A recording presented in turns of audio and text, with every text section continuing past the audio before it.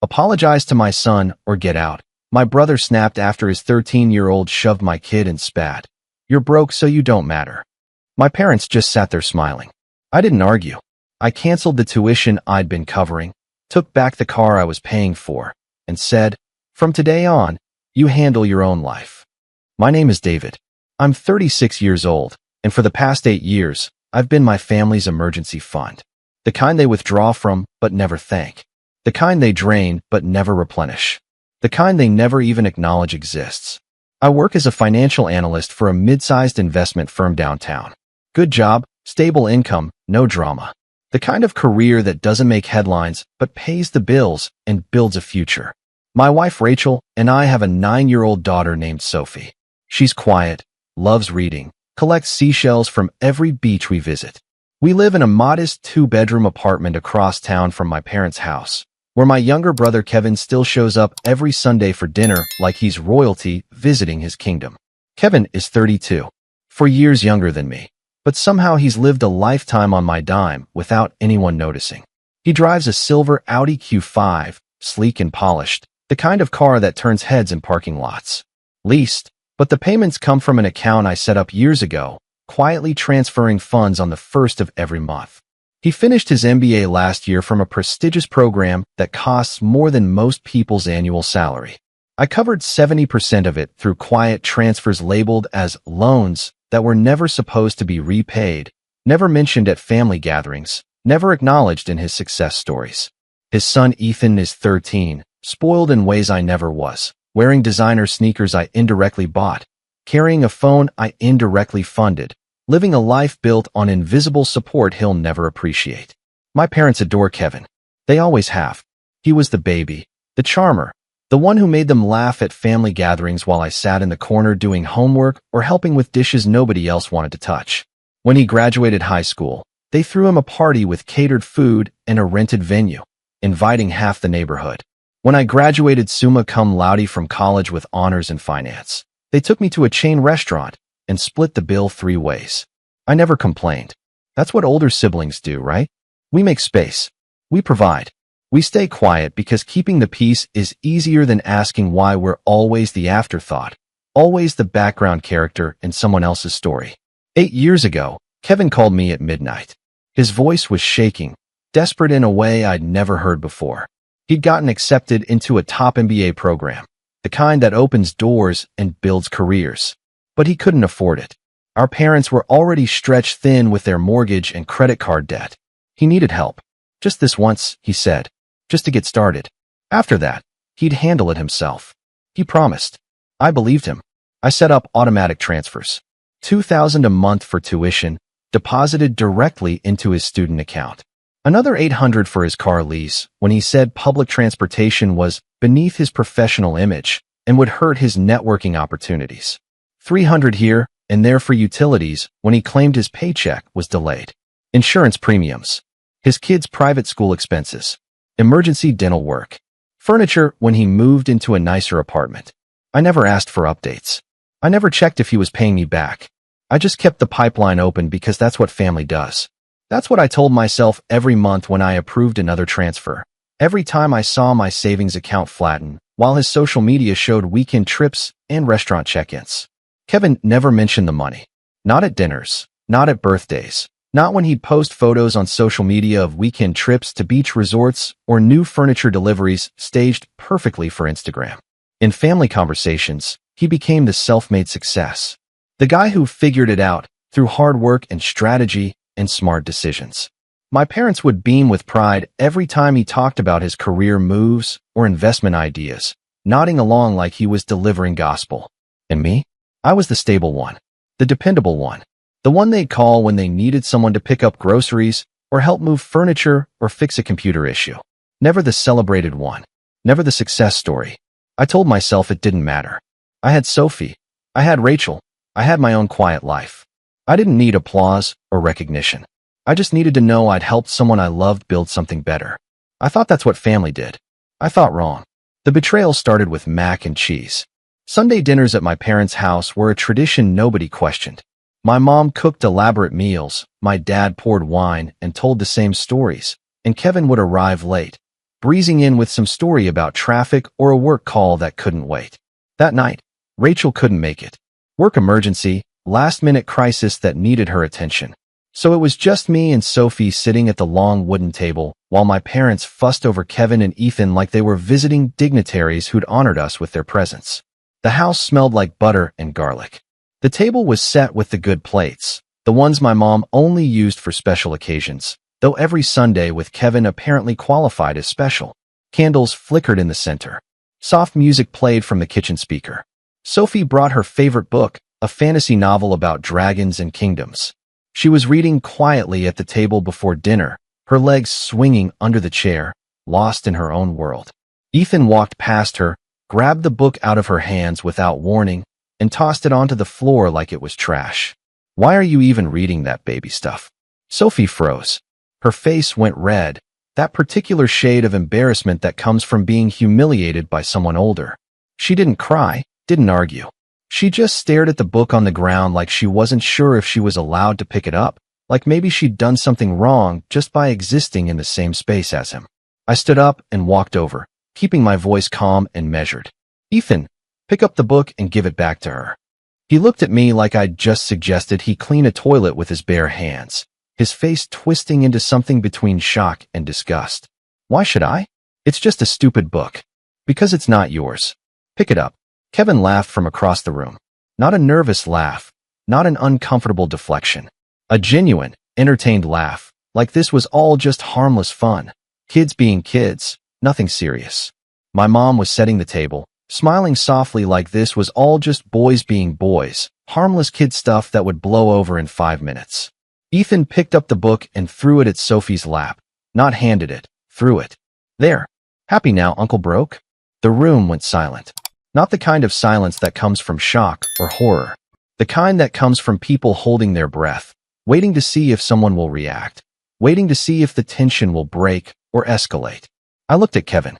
He was leaning back in his chair, arms crossed, smirking like his kid had just told a clever joke, like this was all part of some game I didn't understand.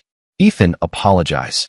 Kevin stood up slowly, still smiling, still acting like this was all ridiculous overreaction. "Why? He's just being honest. Sophie's gotta learn the world isn't soft. You can't baby her forever, David. Real world doesn't care about feelings." My dad cleared his throat but said nothing, just reached for his wine glass and took a long sip, eyes fixed on the table. My mom brought out the mac and cheese casserole, humming quietly, pretending she hadn't heard a word, pretending her grandson hadn't just insulted her granddaughter at her own dinner table. Sophie's eyes were filling with tears. She wasn't looking at Ethan.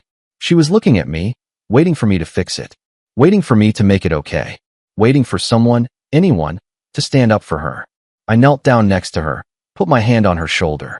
"You okay, sweetheart?"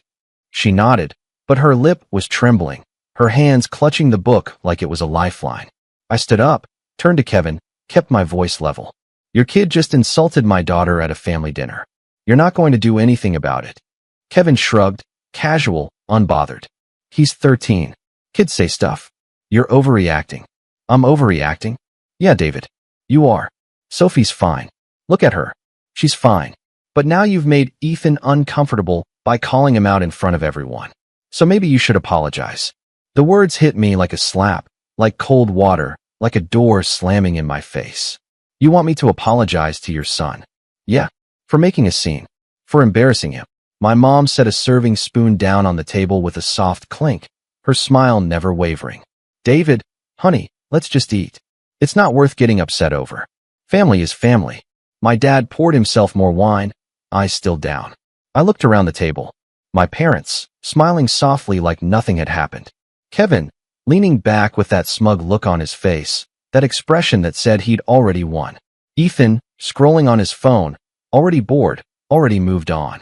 Sophie, staring at her lap, holding her book like it was a shield. I didn't raise my voice. I didn't argue. I didn't slam any doors. I just reached down, took Sophie's hand, and said 4 words. "We're going home." Kevin called after me as I walked toward the door, his voice light, mocking. "Seriously, David? You're really gonna leave over this?" "Over nothing." I didn't turn around.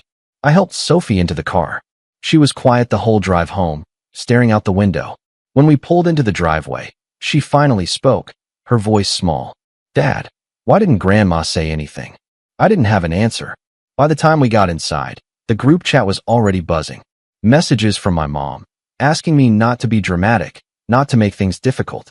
A text from Kevin, laughing it off as me being too sensitive and unable to take a joke. My dad didn't send anything. I stared at my phone for a long time that night, reading the messages, feeling something inside me shift. Something fundamental and irreversible. Not anger. Not rage. Clarity. I didn't sleep. Rachel came home around midnight. I was sitting on the edge of the bed, staring at my phone, scrolling through 8 years of bank transfers, tuition payments, car lease installments, utility bills with Kevin's address, insurance premiums, school fees for Ethan, birthday gifts I'd funded but Kevin had taken credit for, emergency loans that were never emergencies, just lifestyle maintenance. She sat down next to me, still in her work clothes, and didn't ask any questions. She just waited, patient and present in the way she always was when I needed space to process. They wanted me to apologize, I finally said, my voice flat. To a 13-year-old who called Sophie broke. Kevin wanted me to apologize for making a scene. Rachel's jaw tightened. She didn't say anything, but her hand found mine, warm and steady. I kept scrolling. $2,000 a month. For 6 years. That's $144,000 just in tuition payments. The car lease added another $57,000 over 4 years.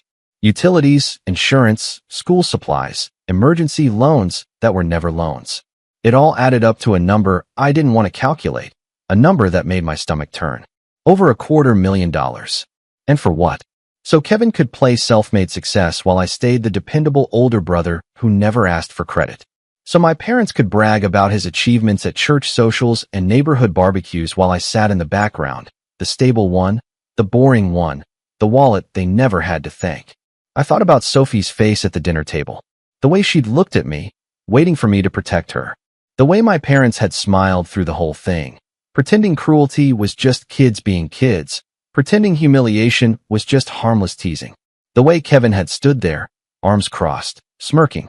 I thought about every family gathering where Kevin arrived late and left early, never offering to help clean up, never asking how my week went, never acknowledging that the life he was living was built on my silence and my bank account. I thought about the last time he'd called me. 3 weeks ago. Casual, friendly, like we were just brothers catching up. Asking if I could cover a sudden expense. Nothing major, just $500 to tide him over until his next paycheck. Just $500, man. I'll pay you back next month. I'd send it the same day without asking questions. He never paid me back. None of them ever did. Rachel squeezed my hand, her thumb tracing circles on my palm. What are you thinking? I closed the banking app, opened my contacts, stared at Kevin's name for a long time, at the little photo icon showing him smiling at some party, carefree and unburdened. I'm thinking I've been invisible for 8 years. And the moment I tried to be seen, the moment I tried to protect my daughter, they told me to apologize for existing. Rachel didn't try to talk me out of anything. She didn't offer platitudes or suggest I sleep on it. She just nodded, leaned her head on my shoulder, and stayed quiet, letting me sit with the weight of what I'd realized. I lay awake until dawn, staring at the ceiling, replaying every moment. Every transfer. Every laugh at my expense. Every time my parents had praised Kevin while I stood in the kitchen doing dishes. Every time Kevin had called asking for just a little help, that turned into years of silent support. By morning, I wasn't angry anymore.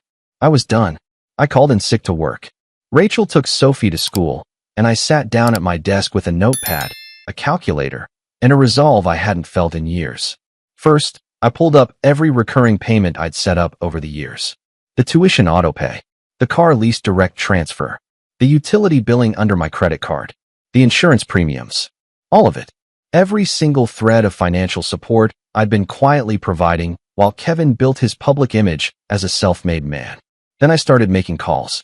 The university bursar's office was first.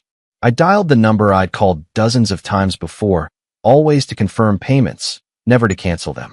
Hi, I'd like to cancel the automatic tuition payment for Kevin Harmon. Account holder David Harmon. The woman on the phone was polite, efficient, professional.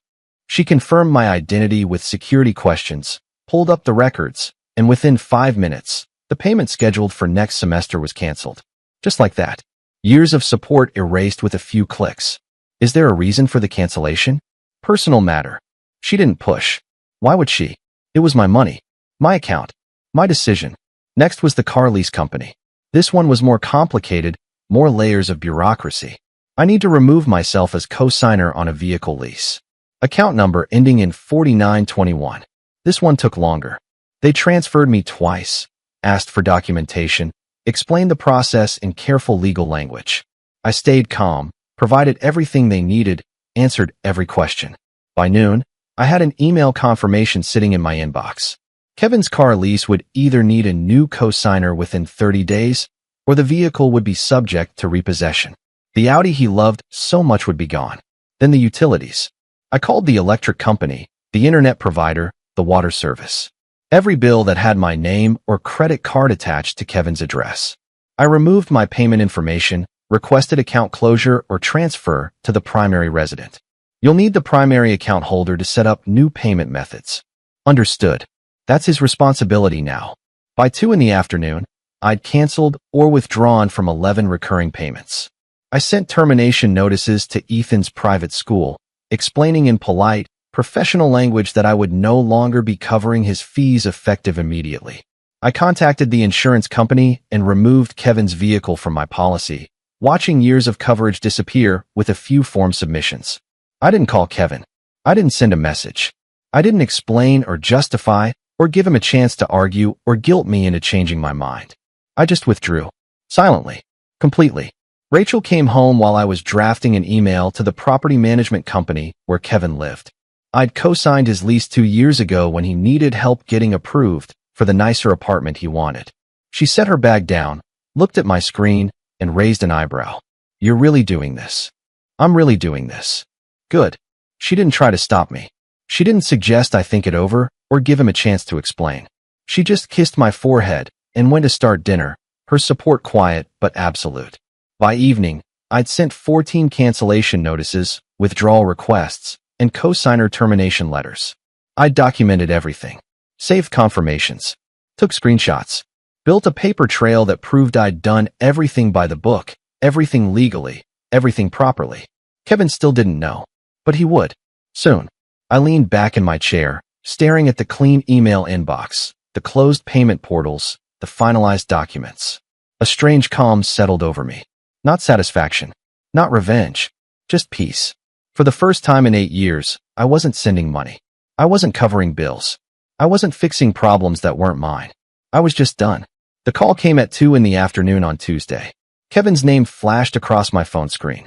I let it ring 4 times before answering, letting him sit with the uncertainty, letting him wonder if I'd pick up at all.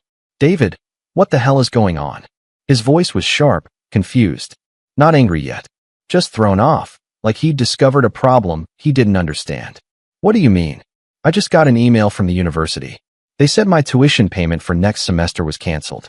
And the car lease company called me this morning saying I need a new co-signer by the end of the month. Did you do this?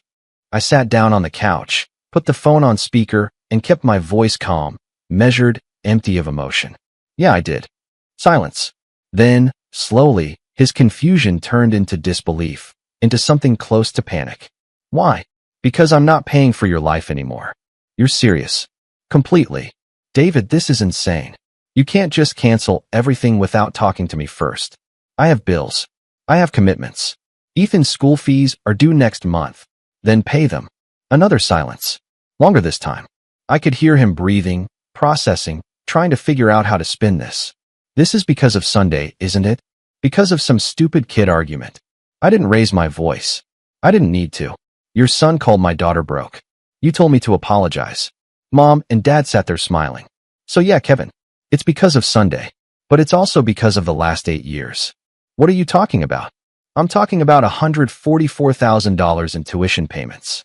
$57,000 in car lease payments. Thousands more in utilities, insurance, school fees. I'm talking about being your ATM for almost a decade while you played self-made businessman. Kevin's voice shifted. Still defensive, but now with an edge of panic creeping in. I was going to pay you back. You know that. When things settled. When I got ahead. You got an MBA, Kevin. You've had a job for 3 years. You bought a 70-inch TV last month. You took Ethan to Disneyland over the summer. When exactly were you planning to pay me back? He didn't answer. The silence stretched, filled with everything he couldn't say. Here's what's going to happen. I've canceled every recurring payment I've been making on your behalf. Your tuition autopay is done. Your car lease needs a new co-signer by the end of the month, or they'll repossess it. Your utilities are being transferred out of my name. Your apartment lease will need a new co-signer when it renews. Ethan's school just got notice that I'm no longer covering his fees. You can't do this. I just did. David, you're going to ruin everything. My credit, my car, Ethan's education. You're seriously going to destroy my life over a dinner argument. I'm not destroying anything, Kevin. I'm just stepping back. You said you're self-made, right? So make it yourself. You're being petty. No, I'm being done. I hung up. The phone rang again immediately. I declined the call. It rang again. Declined. Again. Declined. Then the texts started pouring in. This is ridiculous. You're overreacting.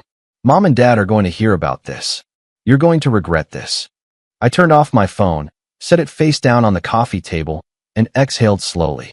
Rachel was standing in the doorway, watching me with quiet pride. You okay? I nodded. Yeah, I'm okay.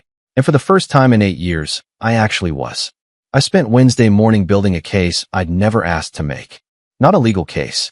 Just documentation. Proof. A record of 8 years of invisible support that I could present if anyone, my parents especially, tried to paint me as the villain in this story, tried to rewrite history and make me the bad guy. I started with bank statements. I logged into every account, downloaded transaction histories going back to the first transfer I'd ever sent Kevin. September 2016. $2,000 with a memo line that read, MBA tuition, first installment. I remembered typing that memo, remembered feeling proud that I could help my little brother chase his dreams. I created a spreadsheet. Date, amount, purpose, recipient. Each row represented money I'd sent believing it was temporary help. Each row represented a promise that was never kept, a thank you that never came, a repayment that never materialized. Tuition payments, car lease transfers, utility bills, insurance premiums, emergency loans, birthday gifts, holiday expenses, medical copays, Ethan's school supplies, summer camp fees, furniture deposits, security deposits. The numbers climbed steadily, month after month, year after year, an endless stream of financial support that nobody acknowledged. By the time I finished the first tab, the total sat at the bottom of the column like a judge's gavel, like a verdict I couldn't ignore. $268,000 for $112.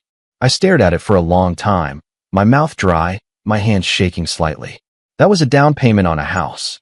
That was Sophie's entire college fund, twice over. That was early retirement savings. That was vacations Rachel and I never took because we were being responsible. That was a life we could have lived if I hadn't been quietly funding someone else's dreams. I moved to the second tab. Email confirmations. Every tuition payment receipt from the university. Every lease payment confirmation from the car company. Every utility bill with my credit card number. Every insurance policy with Kevin's name listed under my account. Every school tuition statement showing my name as the payer. I saved them all, printed some, organized them into a folder labeled Financial History, 2016 to 2024. The stack of papers grew thick, undeniable, a physical weight that matched the emotional burden I'd been carrying. Then I pulled up text messages. Years of casual requests that now looked different in hindsight, calculated in a way I hadn't seen before. Hey, can you cover utilities this month? Tight on cash. Need $500 for Ethan's school trip. I'll pay you back Friday. Car insurance is due. Can you handle it? I scrolled through 8 years of I'll pay you back and just this once, and I really appreciate it, man. None of those promises had ever materialized into repayment. Not one. Not a single dollar returned.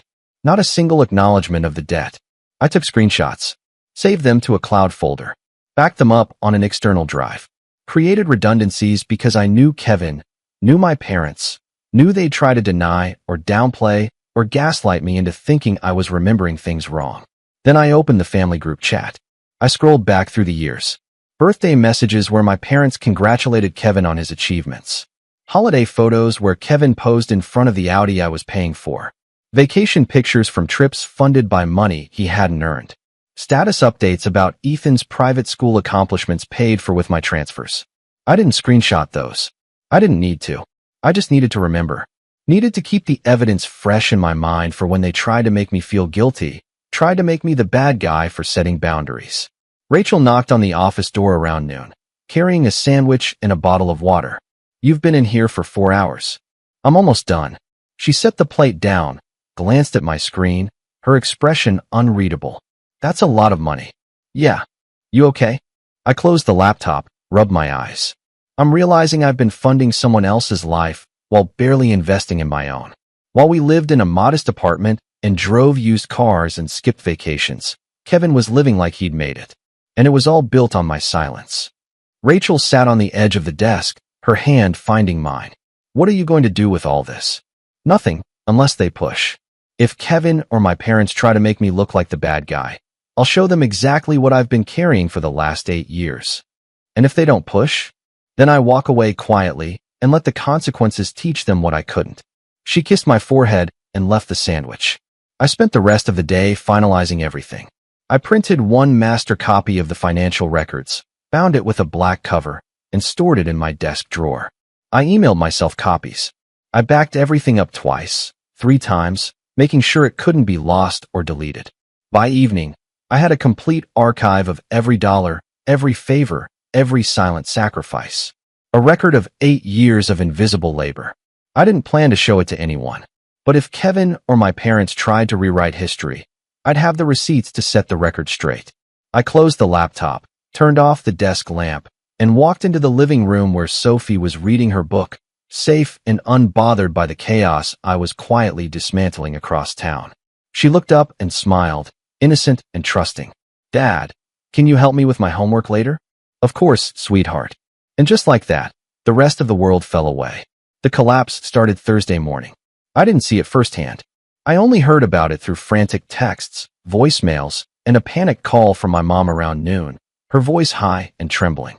Kevin's world began unraveling at 8:47 a.m. when his internet went out mid-Zoom meeting with a client. He was presenting quarterly projections, his screen sharing graphs and spreadsheets, when everything went black. He called the provider, irritated, assuming it was a service outage, already composing a complaint in his head. The representative calmly explained that the account had been closed due to non-payment and removal of the payment method on file. "But I have autopay." "The autopay was linked to a credit card that's no longer active on this account, sir. We sent a notice to the billing email 3 days ago." Kevin didn't have access to that email. It was mine. By 9:15, his electricity flickered off. He called the power company from his cell phone, pacing his dark apartment, watching his laptop battery drain. Same story. Account closed, payment method removed. They'd sent a notice to the billing email, which was mine, 3 days prior. Service would remain suspended until a new account was established and a deposit paid. At 10:30, Ethan's school called. The tuition payment for the semester had bounced. They needed immediate payment, or Ethan would be withdrawn from enrollment by the end of the week. The amount due, $12,000. Kevin didn't have it. He'd been living month to month on his salary, using credit cards to fill the gaps, always assuming the invisible safety net beneath him would catch any fall. The net was gone. By 11 o'clock, the car lease company left a voicemail. Since the cosigner had withdrawn and Kevin's credit score didn't meet the threshold for solo approval, they needed the vehicle returned within 7 days or they'd begin repossession proceedings. Failure to comply would result in additional fees and potential legal action. Kevin called me 17 times between 11:15 and noon. I didn't answer. I watched the phone light up, vibrate, go silent. Over and over. Then my mom called. "David, sweetheart, what's going on?" Kevin just called me in tears. He says you canceled all his bills. Is that true? I was sitting at my desk, eating lunch, watching emails roll in. Confirmation of lease termination. Confirmation of insurance policy cancellation. Confirmation of account closures. Each one a small victory, a tiny piece of freedom. "Yeah, Mom. It's true. Why would you do that?" "He's your brother." "Because I've been paying for his life for 8 years, and I'm done." "David, this is extreme. You can't just cut him off like this. He has a child." Then he should have thought about that before he let his child insult mine and demanded I apologize for standing up for her. Silence. Honey, that was just kids being kids. Kevin didn't mean anything by it. That's the problem, Mom. None of you ever think Kevin means anything by it. But I'm the one who's been covering his rent, his tuition, his car, his utilities, his son's school fees. I've paid for his life while he took all the credit. And when I asked for basic respect, basic decency, you all smiled and told me I was overreacting. This isn't fair. You're right. It's not fair. It hasn't been fair for 8 years. I hung up. The family group chat exploded within minutes. I unmuted it just long enough to watch the chaos unfold. Kevin, David just ruined my life. Call him and make him fix this. Mom, David, please reconsider. Kevin is struggling. Dad, this is between you two. Work it out like adults.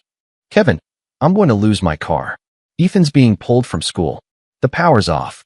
You did this. I muted the chat again. By Thursday evening, Kevin had posted on social media a vague, self-pitying message about family betrayal and people showing their true colors and finding out who's really there for you. The comments section filled with sympathy from people who had no idea he'd been living on borrowed money for nearly a decade. People who believed the carefully constructed image he'd built. I didn't respond. I didn't engage. I didn't explain. I just watched the collapse from a distance, calm and detached, feeling nothing but quiet relief. Rachel sat next to me on the couch, reading the messages over my shoulder. He's spiraling. Yeah. Do you feel bad? I thought about it. Really thought about it. Searched my feelings for guilt or regret or sympathy. No. I feel free. Friday morning, Kevin showed up at my apartment. I saw him through the peephole. He looked exhausted. Unshaven. Rumpled clothes. Dark circles under his eyes. The Audi was parked in the guest spot, probably one of the last times he'd drive it before the repo team came. He knocked. Then knocked again. Then pressed the doorbell 3 times in a row, each ring more desperate than the last. I didn't open the door. He finally left a voicemail, his voice cracking. David, I know you're in there.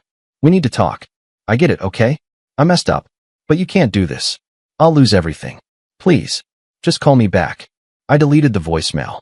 Sophie walked into the living room, holding her book, oblivious to the drama unfolding. Was that Uncle Kevin? Yeah. Are you going to talk to him? I knelt down, brushed her hair out of her face, looked into her innocent eyes. Not right now, sweetheart. She nodded, hugged me tight, and went back to reading. Kevin never apologized for what Ethan said. He never acknowledged the 8 years of silent support. He just wanted the money back, wanted the safety net restored, wanted everything to go back to the way it was. And that told me everything I needed to know. 3 weeks after I pulled the plug, the dust started to settle. Kevin's car was repossessed on a Tuesday afternoon. I didn't see it happen, but my mom called to tell me, her voice thick with disappointment, heavy with blame. She didn't ask me to fix it. She just wanted me to know I'd gone too far. I didn't argue. I just listened, said nothing, and let her hang up. Ethan was withdrawn from private school. Kevin enrolled him in the local public school, which was perfectly fine but didn't come with the prestige Kevin had been broadcasting on social media. The posts about Ethan's elite education quietly disappeared from his feed, replaced by silence. The apartment lease renewal came up, and without me as co-signer, Kevin couldn't qualify. He moved into a smaller place across town, farther from my parents, closer to his office. No amenities. No gym. No reserved parking. My parents stopped inviting me to Sunday dinners. Not explicitly. They just stopped texting. Stopped calling. The family group chat went silent for me, though I'm sure they started a new one without my number. I didn't chase them. Rachel and I took Sophie to the beach one Saturday. We spent the afternoon collecting seashells, eating ice cream, watching the waves roll in. Sophie laughed louder than I'd heard in months. She didn't ask about Kevin. She didn't ask about Grandma and Grandpa. She just asked if we could come back next weekend. On a quiet Sunday evening, I sat on the balcony with a cup of coffee, watching the sun set over the neighborhood. My phone buzzed once. A text from Kevin. I hope you're happy. You destroyed everything. I read it twice. Then I typed a reply. I didn't destroy anything. I just stopped building your life for you. I hit send, then blocked his number. Rachel joined me on the balcony, wrapped a blanket around my shoulders. You okay? Yeah, I really am. No regrets. I thought about the money, the years, the invisible labor. the quiet sacrifices. Then I thought about Sophie's laughter at the beach, the peace in our home, the weight that had lifted from my chest the moment I stopped carrying Kevin's life on my back. No regrets. We sat in silence for a while, watching the sky turn orange, then pink, then deep purple. For 8 years, I'd been the safety net beneath someone else's life, the wallet they never thanked, the support system they took for granted. Now, I was just David, husband, father, financial analyst, a man who'd learned the hard way that family isn't about who takes from you. It's about who sees you. And the people who truly saw me were sitting beside me on this balcony, living in this modest apartment, choosing me every single day. Kevin could figure out his own life now. I was done being invisible.